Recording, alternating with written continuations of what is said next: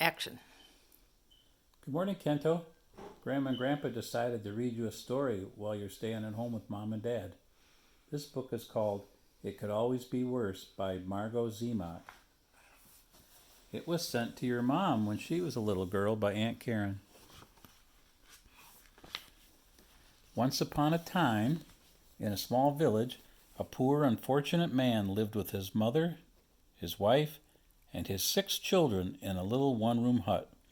Because they were so crowded, the man and his wife often argued. The children were noisy, and they fought. In winter, when the nights were long and the days were cold, life was especially hard. The hut was full of crying and quarreling. One day, when the poor unfortunate man, couldn't stand it any longer, he ran to the rabbi for advice. "Holy Rabbi," he cried, "things are in a bad way with me and getting worse. We are so poor that my mother, my wife, my 6 children, and I all live together in one small hut. We are too crowded, and there's so much noise. Help me, Rabbi. I'll do whatever you say." The rabbi thought and pulled on his beard. At last he said, "Tell me, my poor man, do you have any animals, perhaps a chicken or 2? "Yes," said the man, "I do have a few chickens, also a rooster and a goose." "Ah, fine," said the rabbi. "Now go home and take the chickens, the rooster, and the goose into your hut to live with you." "Yes, indeed, Rabbi," said the man, though he was a bit surprised.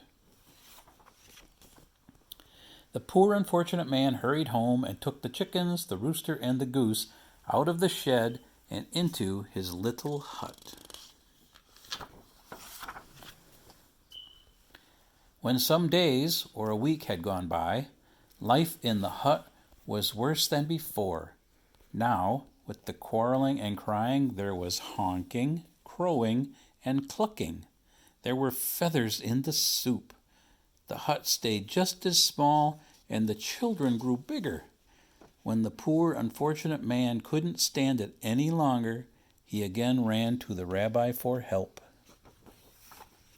"Holy Rabbi," he cried, "see what misfortune has befallen me. Now, with the crying and the quarreling, the honking, the clucking and crowing, there are feathers in the soup. Rabbi, it couldn't be worse. Help me, please." Well, the rabbi listened and thought. At last he said, "Tell me, do you have a goat?" "Oh, yes, I do have an old goat, but he's not worth much." "Excellent," said the rabbi.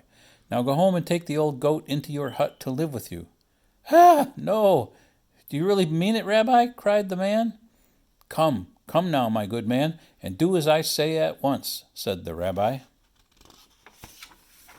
The poor unfortunate man tramped back home with his head hanging down and took the old goat into his hut. When some days or a week had gone by, life in the little hut was much worse. Now, with the clucking, crying, quarreling, honking, and crowing, the goat went wild, pushing and butting everyone with his horns. The hut seemed smaller. The children grew bigger. When the poor unfortunate man couldn't stand it another minute, he again ran to the rabbi.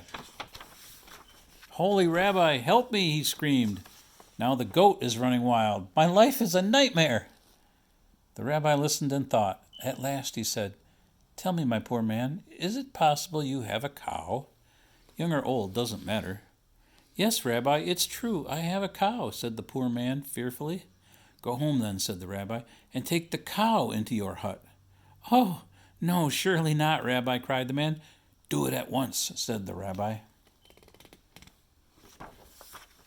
The poor unfortunate man trudged home with a heavy heart and took the cow into his hut. "Is the rabbi crazy?" he thought.